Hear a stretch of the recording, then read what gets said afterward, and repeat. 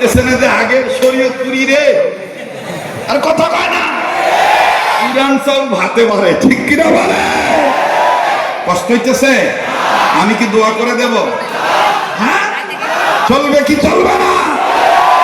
বলবো আজকের মাহফিল আপনারা বলবেন চলবে চলবে। আজকের মাহফিল কতক্ষণ চলবে?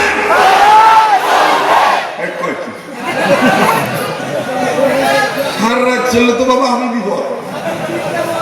আল্লাহ আমাদের এই জজবাকে নেক ভাবে কবুল করে। মুসলমান ভাইরা আমার বন্ধুগণ, পবিত্র কোরআনুল কারীম থেকে একখানা আয়াতে কারিমা তেলাওয়াত করেছি। সে আয়াতের সারমর্ম অর্থ হলো, আল্লাহ বলেন, হে মানব জাতি, আমি তোমাদেরকে সৃজন করেছি আমি রবের ইবাদত করার জন্য। কার ইবাদত করার জন্য?